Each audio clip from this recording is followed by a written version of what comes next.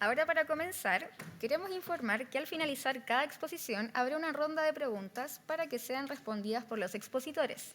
Para dar inicio a la primera exposición, presentamos a la expositora del día de hoy, la psicóloga Constanza Miralles Jara, a exponer sobre el autismo, una mirada desde el paradigma de la neurodivergencia.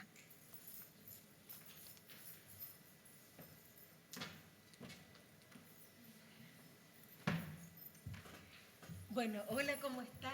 Yo soy Connie Miralles, soy psicóloga, me dedico al autismo en todas las etapas del ciclo vital y además tengo, digamos, no solamente soy terapeuta en esto, sino que también soy familiar, así que tengo como esta doble mirada. Y bueno, la idea es que podamos, yo creo que lo más complejo de esto es cómo poder hablar 45 minutos y no muchas horas, así que también voy a estar mirando el reloj para poder ceñirme a los tiempos. Así que bueno, vamos a comenzar entonces a ver, digamos, un poco el autismo y con esta mirada desde la neurodivergencia que implica justamente poder ampliar y poder como romper paradigmas respecto a cuáles eran las visiones más antiguas del autismo, no solamente en términos de la patologización o de tener ciertos como estereotipos en las formas como se funcionaba, sino también en la mirada terapéutica, en términos de poder, digamos, validar el autismo como una forma de estar en el mundo y a la vez poder entregar y seguir sus necesidades de apoyo y que eso no significa tener que parecerse lo más posible a lo neurotípico, sino que en el fondo las neurodivergencias, porque no solamente está ahí el autismo, sea una forma de estar en el mundo donde tengan el mejor desarrollo y bienestar.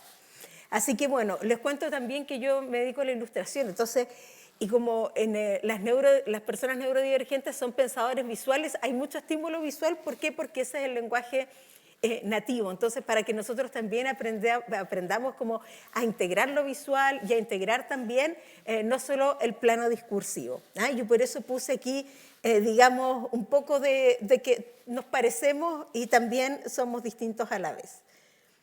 Aquí avanzo con esto. No, parece que, perdón, un segundito que aquí algo...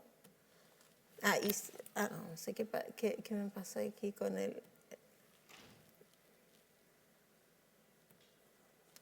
Ya, aquí está.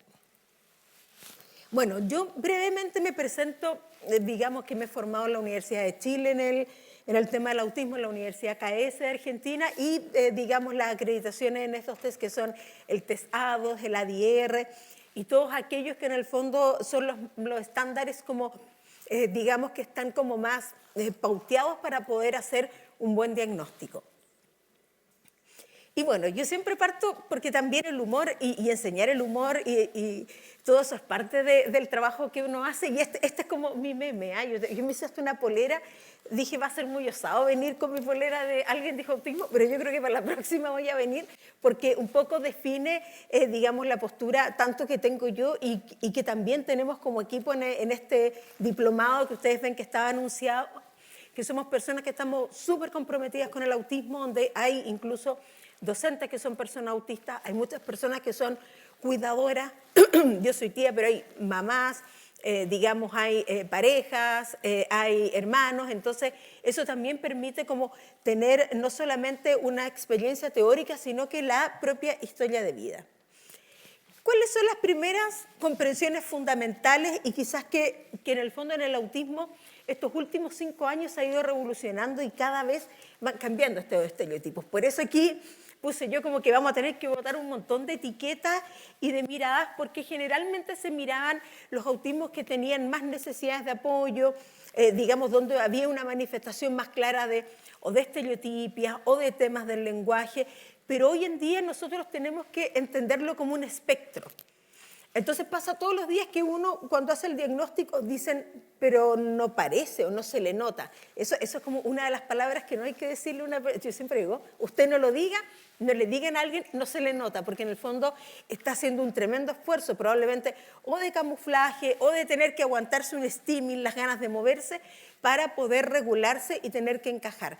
Pero ¿qué pasa? Que no se mira como este espectro en globalidad y eso es un poco también lo que yo les invito a poder, digamos, revisar. Entonces, acá está cómo este contrapunto, esto lo generó digamos, un grupo, estos esquemas, que ahí está la cita, digamos, como mostrando que se ve en el DSM-5, primero se hablaba de como grado 1, grado 2, grado 3, y se hablaba del alto funcionamiento. Bueno, y esa mirada fue bastante cuestionada porque tenía que ver, por un lado, con el capacitismo, o sea, como pensar de que digamos, como que se clasificaban de esa manera, pero también porque eso no implicaba el alto funcionamiento, digamos, necesariamente un mayor bienestar. De hecho, incluso en, digamos, el programa PIRS, las personas que explican que a veces las personas que tienen más estrés son mientras tienen más alto funcionamiento. ¿Por qué? Porque se les pide un funcionamiento casi neurotípico, o tienen que rápidamente tener que, digamos, validar ciertos temas, o se dan más cuenta de ciertas situaciones, y que hay veces que tienen más, por ejemplo, digamos, exigencias ambientales, sintomatología ansiosa. Entonces no por eso tener, digamos, más habilidades cognitivas, puede que necesiten más apoyo aún. Entonces, por eso en el DSM-5R ya se cambió a las necesidades de apoyo. Y se habla de altas necesidades de apoyo, medianas y, digamos, bajas necesidades de apoyo. Entonces también es importante eso, porque yo hay mucha gente que a veces todavía escucho hablar del tema del funcionamiento, para que ustedes también, dentro de estas etiquetas que vamos sacando, las podamos ir integrando. Pero resulta que no se es menos o más autista de acuerdo a los grados, sino que esto no es lineal, es circular. Y yo tengo que ir mirando por áreas. Entonces, ¿qué es lo que pasa acá? Que de alguna manera, en muchos casos y muchas veces ocurre que, pero a ver, esta persona tiene un buen contacto social, no impresiona como persona autista, pero hay veces que en el fondo no tiene que ver con la sociabilidad, sino que, por ejemplo, hay más temas sensoriales, o hay más temas de la función ejecutiva. Entonces, ¿qué pasa? Que yo a cada persona no nos podemos quedar solamente en, bueno, sí, está en el espectro o no está en el espectro. ¿Qué es lo que nos puede decir el ADOS? Que el ADOS incluso habla como de autismo, espectro autista, y digamos que no hay preocupación por el desarrollo, sino que nosotros tenemos que poder establecer una línea base. Y esta línea base no solo nos permite tener esa mirada de compensar déficit, o sea, poder mirar en qué aspectos se puede no estar funcionando o que tenemos que dar más apoyo, sino también en las fortalezas, porque hay muchos dones que tiene la neurodivergencia. O sea, hoy en día, bueno, yo tengo, por ejemplo, no sé, pues, pacientes que a los 14 años hablan ruso porque aprendieron por el Google, que tocan piano por YouTube.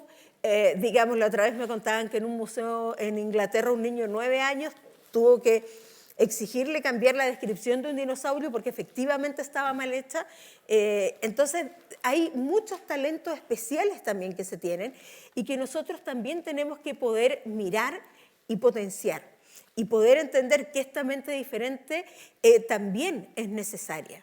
Entonces, ahí, dentro de grandes personalidades que están en el espectro autista, lo han podido describir. O sea, por ejemplo, Elon Musk, digamos que se ha declarado digamos, lo ha contado, dice, bueno, hay que tener un cerebro especial para ponerse a revisar toda la teoría de Tesla y armar todo eso. De alguna manera nosotros tenemos que también poder mirar una línea del desarrollo. Y hay otro punto, cuando nosotros hacíamos este círculo, y que yo tengo que ir viendo cómo se va avanzando por áreas, porque una de las cosas que pasa es que, y yo voy harto a colegio, incluso yo para contarle a los chicos, a los compañeros, me meto a la sala de clase, hacemos talleres, o sea, todo como súper, digamos, participativo. Y una de las cosas que uno va a las reuniones, uy, hemos avanzado un montón con esto, pero es que falta esto, es que falta esto, es que ahora, no sé, no hace las letras tomadas de la mano. Entonces, ahí también, tanto para las personas cuidadoras, tanto para los educadores, es súper importante poder decir, a ver, ¿qué área vamos a empezar? Y como en este círculo que parece como una tela de cebolla, pero cómo vamos avanzando en cada área para poder también validar los avances y no siempre como mirar, como quien dice, el vaso medio vacío, sino que poder mirar esta globalidad. Y bueno, Yo una de las formas como trabajo teoría de la mente, que ojo, el mismo Simón Barón Cohen ya ha dicho que no es que las personas autistas no tengan teoría de la mente, sino que tienen otra forma de procesar, pero yo ocupo mucho los memes, el humor, los stickers, entonces también quise hacer mi meme. Y dice, no habrá segunda cita, pero por lo menos sabrá que neurodiversidad y neurodivergencia no son lo mismo. Y acá yo les pregunto a ustedes, porque yo he visto en sitios súper prestigiosos, ¿ustedes les ha pasado que han visto que ocupan neurodiversidad y neurodivergencia como sinónimo? Indistintamente, como en muchas partes de neurodiverso, como que eso se refiriera un poco al espectro. Bueno, no son lo mismo. Neurodiversos somos todos. Cada cerebro es único, tiene un cableado único, tiene, obviamente que se comparten características, pero tenemos fortalezas, debilidades, áreas que procesamos mejor, áreas que no. O sea, cualquier persona acá que evalúe, por ejemplo, con, digamos, no sé, el Bachelor, figura del rey, toda la batería que hay neuropsicológica, puede dar cuenta de esta neurodiversidad. Pero la neurodivergencia se distancia un poco más porque tiene que ver con otro procesamiento. Yo cuando voy a los colegios con los chicos, generalmente llevo un iPad y un Samsung. Y les digo, a ver, yo puedo llegar a los dos resultados con ambos dispositivos, pero resulta que hay cosas que en el sistema Android vienen todas por defecto. Digamos, yo dibujo en iPad, entonces les digo, no hay nada mejor como el iPad para dibujar. Pero ojo, hay aplicaciones que tengo que comprar las que no vienen. Bueno, esas aplicaciones en los procesos terapéuticos, ¿para qué? Para ir pudiendo hacer cosas distintas, y a veces van a haber aplicaciones que no van a ser compatibles. ¿Y por qué? Porque no tenemos que ser todos iguales y porque hay una mente distinta. Pero uno puede ir mirando cómo en el fondo son formas de procesar distintas y que cada una tiene sus fortalezas y sus debilidades. Entonces, por eso es bien importante, y yo una de las cosas que quiero mostrarles, porque acá en la neurodivergencia no solamente está el autismo, está déficit atencional, están las altas capacidades, digamos, hay muchas condiciones, dislexia, y muchas condiciones que tienen que ver con un funcionamiento neurodivergente, y probablemente que esto tampoco es como, yo no es como que crucé la línea, estoy en lo neurotípico y pum, salté, soy neurodivergente, no, sino que en el fondo acá uno va mirando formas de procesar, y cuando yo a veces le explico esto a los padres cuando están en evaluación, en realidad todos se miran y sí parece que en esta familia somos todos neurodivergentes, solo que, digamos, habíamos tenido que generar estrategias para compensar. Y probablemente muchos de ustedes también se van a ir identificando con varias características. ¿Qué otra cosa es importante en estas nuevas miradas? Primero, nosotros tenemos que las voces autistas adultas han tomado un tremendo protagonismo. Y en ese sentido, para mí ha sido como una tremenda fortuna, no solamente trabajar con colegas que son personas autistas, sino que también he trabajado con grupos de apoyo de mujeres autistas, eso lo hago digamos, en La Serena. ¿Y qué es lo que permite? También no solamente poder entender la vivencia, poder comprender, digamos, cómo se funciona, sino que el retorno de cuáles son las necesidades de apoyo. ¿Qué necesitaron en la infancia? ¿Cuáles fueron las dificultades? Porque muchas veces desde los especialistas es como va más en la línea de cómo adaptarse al sistema, de qué necesita esa persona para un mejor desarrollo. Quizás no necesita socializar todo el tiempo.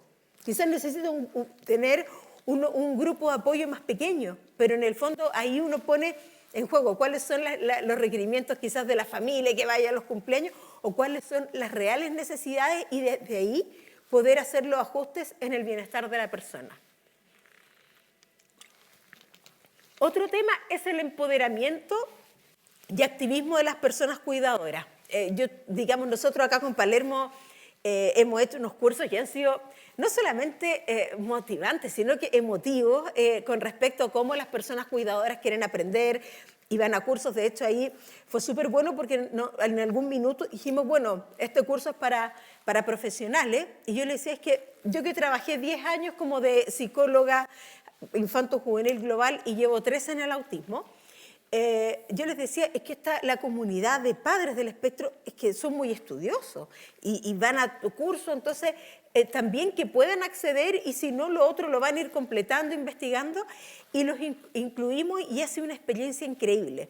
Entonces, yo trabajo también he hecho muchos talleres con la Fundación Autismo Ñuñoa, también estuve con la Fundación de Autismo en la Comuna de Nacimiento y en varias colectividades que en el fondo son grupos, digamos, de padres y de amigos del autismo y como en Centro El Truye, que es otro centro en el cual, digamos, trabajo, entonces, como uno también, las personas cuidadoras se van empoderando, van comprendiendo que a la terapia se va una vez a la semana, pero que hay ajustes que hay que hacer y se transforman. O sea, una vez va a las casas y la casa como que tomó un ribete de sala de terapia ocupacional. O sea, hay, no sé, pues que una piscina de pelotas acá, cambiaron ciertas cosas, hay algunos que para la postura hay que hacer un determinado mueble, entonces van y al home center y para que quede de tal manera el ángulo. O sea, hay muchos ajustes que yo les podría contar millones, pero para ceñirme, digamos, a los tiempos, pero dejarlos con ganas de ver que a veces hay unos pequeños ajustes que uno puede hacer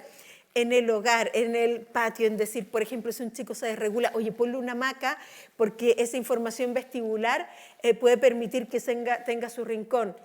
Y cambia totalmente la dinámica. O, por ejemplo, armar rincones sensoriales.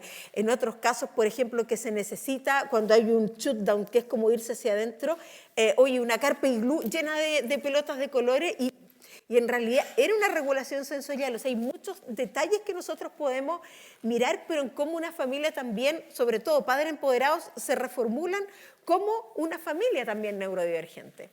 El tránsito a la vida adulta, que justamente también de mi inicial formación infanto-juvenil y ahora trabajar solo con autismo a lo largo del ciclo vital, es... ¿Por qué? Porque en el fondo era una zona que estaba desierta. ¿Y cómo íbamos a trabajar eso en la adultez? Y por otro lado, ¿por qué han aparecido los llamados diagnósticos tardíos? Así se llama técnicamente, a mí no me gusta decirle sí, yo le digo diagnóstico adulto porque creo que nunca es tarde. Y en realidad hay veces que uno entrega el diagnóstico a una persona de 40, 50, 60 años, pero cambia, realmente es un cambio de poder tener una explicación, de poder entender lo que pasa. Muchas veces me toca que cuando estoy evaluando a un niño, un adolescente, le digo a los padres, oye, yo creo que sería bueno que te evaluaras porque probablemente, digamos, estás funcionando en el espectro y se dan cuenta que sí, y qué ajustes hicieron y que, bueno, no, en realidad yo era problemático, unos dicen como adjetivos, no, yo era medio freak, pero en el fondo después van entendiendo un desarrollo que va ocurriendo. Y también acá hay otra cosa que es bien importante, que los que en nuestra generación decir, oye, al año 2 meses un diagnóstico era como, no, ¿cómo es posible? Yo he hecho como todo, hace un trabajo, yo ni siquiera digo psicoeducación, porque para mí ya es casi evangelización, o sea, como que casi estoy en la plaza como salen esos memes, decir, oiga, me da un minutito para hablarle de autismo, pero todos mis compañeros, por ejemplo, en mi generación, he tenido que trabajar esto de que no, a nosotros nos formaron que al año 2 meses yo estoy etiquetando a un niño, ¿cómo estoy haciendo esto? Y acá no. Nosotros tenemos ventanas de oportunidad, por ejemplo, los primeros 1000 días del desarrollo, y mientras más temprano sea el diagnóstico o por lo menos la preocupación por el desarrollo. Porque además en pandemia hay veces que efectivamente hay cosas que interfieren en la pandemia. Pero si yo tengo una preocupación por el desarrollo, una terapia ocupacional mal no le va a hacer. Porque igual, en el fondo, esté o no en el espectro, pero digamos, ciertos temas de dificultades sí se están observando y sí hay que trabajarlo, versus decir, no, démosle tiempo, que puede ser, no puede ser, y resulta que finalmente... a mí me toca harto esto de ser como la quinta evaluadora y uno tiene que ponerle como el cascabel al gato y decir, está en el espectro. ¿Ah? Y ahí yo siempre lo digo como familiar en términos de que decirles, mira, a lo mejor suena súper tranquilizador que hay que ver, que el desarrollo, que mira cómo evoluciona, pero en la realidad, mientras antes sepas, armas el sistema, tienes la certeza, sabes qué tienes que hacer, cómo funcionar, qué profesionales contactar. Entonces, que es bien importante que en esto, si hay una sospecha, hay que comunicarla al tiro. ¿Ah? Y por último, es mejor, yo siempre digo, a ver, sí, uno se puede equivocar, pero yo les digo, a ver, en 5 años más, tú vas a decir, oye, fue donde una psicóloga tan exagerada que me mandó a hacer una tremenda evaluación, pasé el susto de mi vida y lo descartaron. Pero yo digo, ¿qué pasa si yo te tranquilizo, viendo cosas, esperemos, y tú dices en 5 años más, fui donde una persona vio cosas, pero no me dio la indicación y yo perdí todos estos años de terapia y de haber hecho un trabajo. Entonces, ahí es cuando yo le digo a los colegas, miren, plantearle así a los papás y decir, y si nos vamos a equivocar, es mejor que nos equivoquemos, por último, evaluando bien y chequeando bien, a que después, digamos, hubo un tiempo y unas ventanas de oportunidades del desarrollo que eran fundamentales y que ese tiempo no puede volver atrás. Y lo otro, bueno, también esto de, tenemos que nosotros ver que hay muchos perfiles en el espectro. Mucha gente tiene la visión de que hay personas que son, por ejemplo, muy sensibles a los ruidos, más apartadas, sociabilizan poco, pero ojo, no es todo así. Las personas que son de menos registro pasa a veces lo contrario, son monopolizadores del discurso. Entonces, o por ejemplo, no logran medir bien el espacio personal. Yo ahí, por ejemplo, trabajo con un aula, le enseño cómo poder nosotros trabajar el espacio personal del otro. Entonces, ¿qué pasa? Que hay veces que dicen, oye, pero ¿cómo va a estar en el espectro? Si llega este chiquillo, esta chiquilla y nos da una cátedra de los dinosaurios, ahora que está de moda la Barbie de la Barbie, habla con todos. Y yo le pregunto ya, pero ¿habla o te cuenta? Y después me dicen, no, pues en realidad diserta. Y cuando tú le cambias de tema, se va. Entonces ahí yo puedo decir, a ver, hay monopolización del discurso, digamos, también de la toma y ceder turnos, pero muchas veces eso hace de que como no está en el estereotipo de la persona, digamos, que habla menos, entonces no veo la posibilidad de que esté en el espectro, y sí puede estar en el espectro. Lo otro que es súper importante y digamos, y que hay una mirada, yo hice incluso en uno de los diplomados mi trabajo final, lo hice con eso, porque se habla de los intereses restringidos. Y hay una forma de mirar de nuevo los intereses que son intereses profundos. Y el interés profundo es que si una persona tiene talento en algo, yo tengo que potenciar ese talento. No como esto, incluso acceder a su mundo, poder explicarle cosas desde ese talento. Entonces, por ejemplo, yo tenía un chico que fanático de los autos, las micros, veía videos, se sabía todas las micros amarillas, la marca, cuando las trajeron a Chile y todo. Desde una terapia que pensaba más en lo neurotípico, le había dicho a la mamá, escóndele los autos. Y yo le dije, no, vamos a trabajar con los autos, pero en los autos yo introducía novedad, o sea, como que, este auto vamos a llevar animales. Entonces ahí metía animales, personas en la dinámica, pero por ejemplo él se escapaba de clase. Yo un día le dibujé gigante una micro, los pasajeros así monos de palo. Acá está el chofer. Mira, el chofer, esto igual que una micro. Y el chofer es la profesora. Y la profesora decide cuándo se sale y cuándo no. Y dice cuándo se abre la puerta y se bajan los pasajeros, y si no abre la puerta no pueden salir. Y me dicen, ¿qué hiciste? ¿Nunca más se fue? No sé, yo no hice nada. Lo que pasa es que no le expliqué las cosas neurotípicamente, sino que me puse bilingüe y ¿qué hice? Le expliqué desde su propio interés profundo, como que me miró y dijo, ay, me hubieran dicho antes, o sea, ahora entendí. ¿Por qué? Porque entiende desde lo que es su propio interés y poder comprender ciertas dinámicas. También desarrollar habilidades, el ocio y el tiempo libre. Y que es un temazo, les digo, yo hice el año pasado el diplomado en la Universidad KS de Mar del Plata, entonces les digo que es larguísimo, por eso solo lo voy a enunciar, son los sesgos de género y el autismo en mujeres. Antiguamente se hablaba que el ratio era 4:1, o sea, y que el autismo era más masculino, y no, lo que pasa es que se manifiesta de otra forma en las mujeres. Y generalmente hay muchos estudios que muestran que incluso en salud mental los hombres tienden a tener respuestas que son más externalizantes y las mujeres más internalizantes. Y esta pauta se reitera en el tema del autismo. Entonces, ¿qué pasa? Que no están estos síntomas tan de impulsividad, pero eso no quiere decir que no se tenga esa tensión interna o que de repente, por ejemplo, digamos, las familias describan como que llega la persona a la casa, digamos, y se descarga, y muchas veces, ¿por qué? Porque hacen más camuflaje o masking. El camuflaje masking es un tema súper interesante, no alcanzaríamos a hablar ahora, pero les doy el dato que tengo un live que hizo una colega de camuflaje por si alguna vez lo quieren ver, así como les voy a ir dando como lugares donde pueden encontrar más info por si se entusiasman. Entonces, bueno, muchas veces pasa que todos piensan y qué va a pasar en el futuro, y cómo se las va a arreglar, y qué va a hacer, y no miramos qué intervención podemos hacer en el presente. Personas autistas está lleno. Yo que me dedico a la terapia, muchos han podido verbalizarlo y les ha cambiado la vida, pero está lleno de profesionales que los mandaron toda la vida a coaching, que porque tiene mala cara, que etcétera, y digamos no tenían formalmente su diagnóstico. Y que en el fondo ustedes quizás después piensen en alguien y van a decir, esta persona que conozco está en el espectro. ¿Ah? Entonces, mucha gente dice, oye, ¿cómo ha aumentado tanto? No, es que hay muchos casos que no habían sido diagnosticados. Hay muchos TOC, por ejemplo, que están en el espectro, el esquizotípico, por ejemplo, también. Entonces, hay mucho que se ha ido afinando también en los déficits atencional nuevamente. Entonces, ¿qué pasa? Que ahí nosotros tenemos que ir mirando cuáles son esas características. Y poder ir haciendo también esas revisiones. Entonces acá nosotros tenemos cómo resignificar esto. O sea, nosotros de partida cuando se abre el diagnóstico es resignificar la expectativa, donde no se pone como decía la canción, será un ingeniero, dice el abuelo, sino que cómo la persona va a ser más feliz ella y va a tener su mejor área de desarrollo. Comprender el mundo neurodivergente. O sea, hay muchas cosas que desaprender. Por ejemplo, esto de que se desregula a alguien, entonces no, tenemos que hablar al tiro y conversarlo con palabras. No. Yo les digo, primero hay que hacer una regulación sensorial, no se habla nada.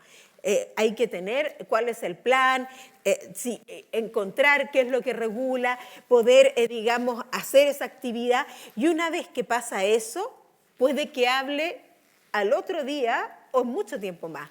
¿Por qué? Porque yo tengo que bajar un sistema de alarma donde está, incluso está la teoría de la amígdala de Simón Barón Cohen, que hay una amígdala que es más sensible.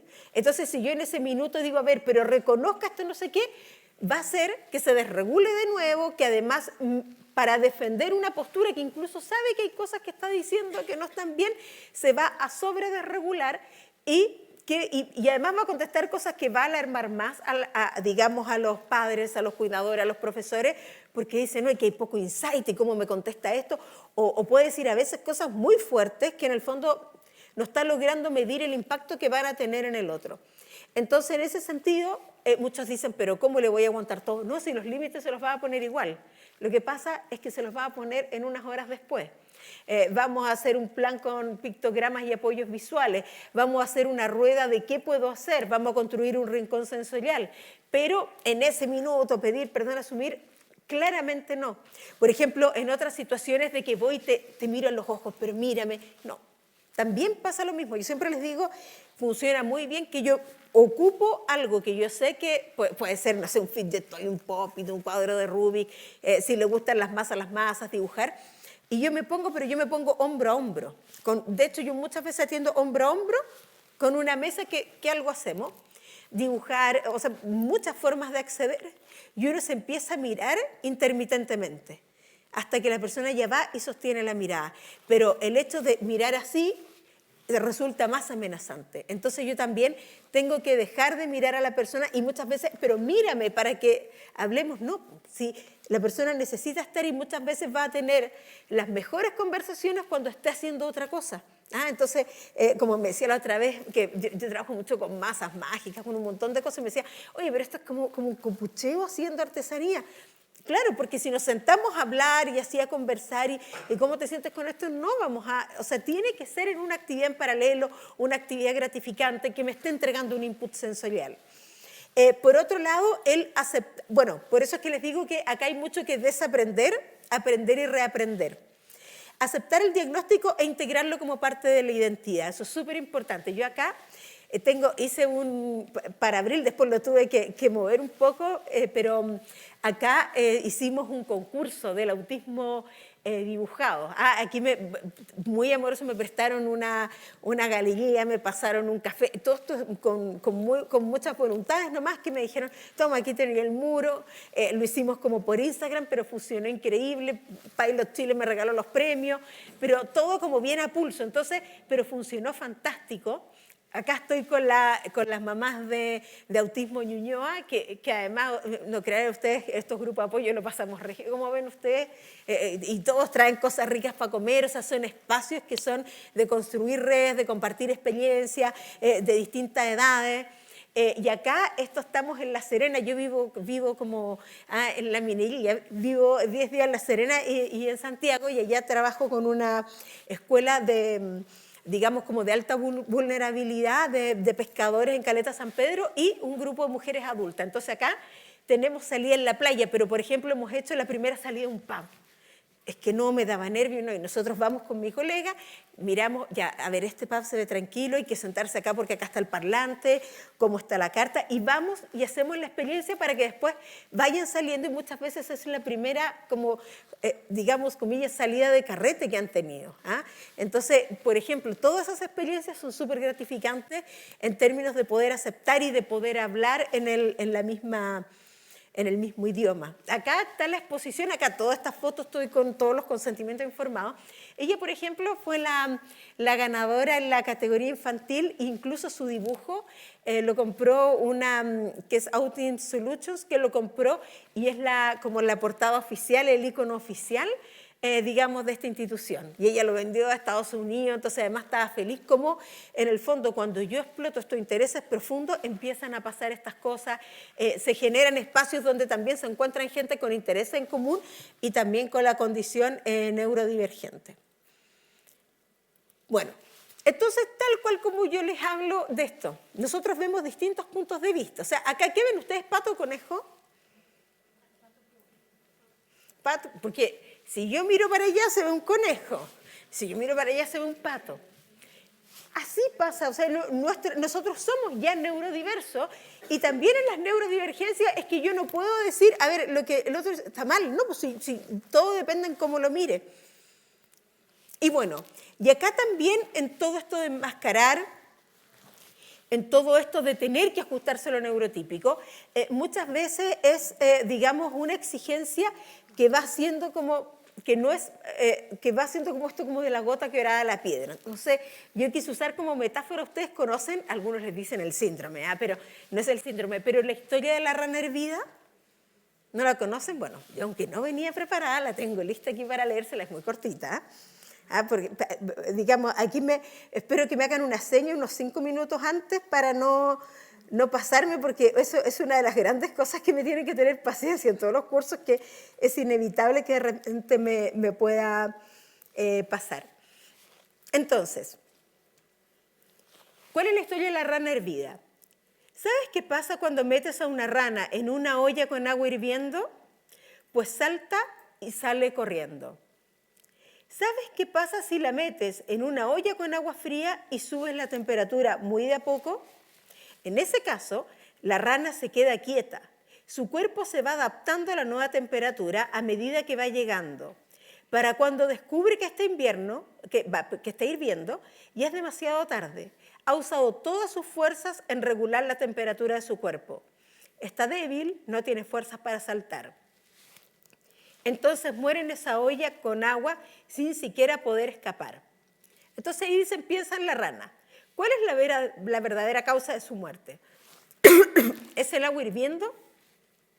¿O su incapacidad de darse cuenta que estaban subiendo la temperatura? Entonces, de alguna manera, en eso también es importante no solamente mirar cuando ocurren ciertas situaciones que son evidentes, sino que ir viendo como día a día de sentir que no encajo, sentir que me exigen ser de una manera que no soy, no respetar los espacios, y por eso también hoy en día que se habla en la ley como el ambiente amigable y los ajustes necesarios. Entonces, ¿cuáles son temas claves para profundizar? Siempre hay que anotar y saber el perfil sensorial. ¿Por qué? Porque no son todos hipersensibles, sino que hay hiposensibles, y de eso se derivan las estrategias. Segundo, la regulación afectiva. Hay un sistema de amenaza que funciona distinto. Yo eso no les voy a poder explicar, pero les paso el dato, que tengo ahí 4 episodios en un podcast que digamos que me entrevistaron con Cantando Aprendo a Hablar en la Universidad de México, Así que si ustedes quieren ahí saber más de regulación afectiva, ahí lo cuento con ejemplos, con memes, con chistes, con todo, si quieren profundizar, porque no se los voy a alcanzar a explicar ahora, pero sí decirles que el sistema es más sensible y que por lo tanto se sobrereacciona. Y lo otro, mirar la función ejecutiva, no generalizar, sino informarse para poder anticiparse. O sea, yo saber, oye, qué situación desregula, qué situación no. Si ustedes, por ejemplo, son terapeutas, no de una persona a lo mejor que está en el espectro autista, pero son terapeutas familiares y en esa familia hay una persona de espectro autista y vieran preguntar, oye, ¿hay algún material que desregule? Debiera yo, por ejemplo, si le molesta un ruido de fondo, y tengo un calefactor, calefaccionar antes de esa sala para que cuando llegue no tener eso prendido, porque eso sí le va a molestar mucho, va a desregular o va a descomprometer afectivamente. Entonces, todos esos detalles es importante preguntarlos. ¿Y qué vemos nosotros en la función ejecutiva que es bien importante? El hiperfoco. El hiperfoco, bien administrado, es un don. El tema es que el hiperfoco, porque este es un cerebro basado en intereses, funciona cuando a alguien le interesa mucho algo. Entonces dicen, claro, para lo que te gusta estás concentrado y para lo que no, no. Justamente pasa eso. Una persona que es neurodivergente, ojo, no solo del espectro autista, pasa que cuando algo le gusta, tiene una capacidad enorme de trabajo y cuando algo le desagrada, por muy simple que sea la tarea, le cuesta un mundo. El monotropismo, que es ver los temas de a uno. Entonces, por eso hay veces que alguien le pregunta algo y dice, me interrumpiste. Ay, pero qué exagerado. Dicen los papás, sí, es un minuto que me contestes. No, pero es que me sacaste del hiperfoco y además yo necesito terminar esto para empezar lo otro. Cuando uno entiende son global, empieza a entender cómo es el manejo, cómo los tiempos. Pensamiento visual, pensadores visuales. Acá yo dibujé con un paciente mío, porque es mi Harry Potter, así que lo dibujé como Harry Potter, no con su cara. Pero que, por ejemplo, yo le digo, hola Harry, se llama de otra manera, obviamente, ¿qué tal la semana? Y él me dice, espera, tengo que revisar las fotos. Pensador visual. Él mira las fotos y va viendo cómo estuvo, qué le pasó. Y lo otro, la tolerancia al disconfort, ¿por qué? Porque hay más fatiga. Y eso es por toda la regulación sensorial y afectiva. Entonces, yo siempre les digo, imagínate que vamos a subir todos un cerro y en ese cerro va alguien con una mochila y otros no. Obvio que cuesta un poco más. ¿Estamos cerquita a la hora? Ya. Entonces, para ir un poco cerrando, nosotros vemos que acá tenemos, digamos que funciona un cerebro en base a intereses. Funciona a veces con como con hiperexcitabilidad o bajo presión, y la disforia sensible al rechazo, que le cuestan mucho más las equivocaciones. Este tema se los voy a dejar ahí para que lo vean y lo investiguen, pero que es muy interesante, que es ver la doble excepcionalidad cuando hay autismo y altas capacidades. Y acá básicamente mostrar de cómo yo puedo dar herramientas para que no esté, y poder organizar la función ejecutiva. Y dentro de los ajustes, acá tenemos, por ejemplo, en una galería que pusieron pictograma para el ruido de la silla. Ya saben dónde pueden los que son tenistas regalar si tienen pelotas de tenis viejas para el tema del ruido. Y, por ejemplo, los ajustes que hace el DEMRE. Entonces acá no hay recetas, pero sí hay pautas, y básicamente, como para resumir un poco esto, tiene que ver con conocer muy bien el perfil de la persona para de esa manera poder hacer las intervenciones. Acá básicamente que nosotros tenemos que poder hacer los ajustes necesarios, pausas sensoriales, entender que se necesita más descanso, y hay una teoría de las cucharas que es como un poco cuántas fichas tengo yo para funcionar en el día. Esto iba con música, pero no se las voy a poder poner porque no vamos a alcanzar. Aceptar el proceso, empoderarse y también transformar en un valor y en resiliencia. Yo por eso les ponía acá que la perla al final es una herida que, digamos, se transforma en una joya. Y cómo nosotros también podemos hacer ese proceso de transformación y siempre priorizar la salud mental. Y aquí también por eso les puse esta frase de Rumi, la grieta es por donde entra la luz. Acá hay algunos consejos, digamos, de qué se pueden tener, digamos, qué cosas se puede acceder, como apoyos visuales, tener preguntas, permitir que alguien se saque los zapatos, que pueda hacer origami mientras está en terapia. Y tener mucho apoyo, fidgets sensoriales, por ejemplo, estos monos para poder expresar, pictogramas que están disponibles en el ambiente, usar, digamos, por ejemplo, como yo explico, poner límite, usar referentes visuales conocidos, Estos son una línea de sticker que yo, digamos, ante la ausencia de materiales hace muchos años, la creé como justamente para trabajar cada semana con un sticker. Poder, digamos, por ejemplo, tener espacios de relajación, permitir, por ejemplo, si alguien no quiere abrazar, pero dejarlo, por ejemplo, no sé, una mamá, abrázame tú, ¿ah? Como poder dar esas opciones sensoriales que sean importantes. Acá el trabajo, con, por ejemplo, con memes.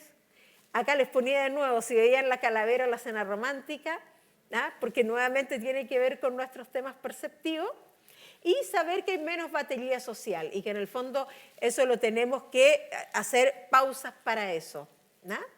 Y cómo poder ir cuidando. Esto es unos cómics, de cómo, no sé, en la pandemia todo el mundo se quería encontrar y una persona decía, pero no, yo no quiero.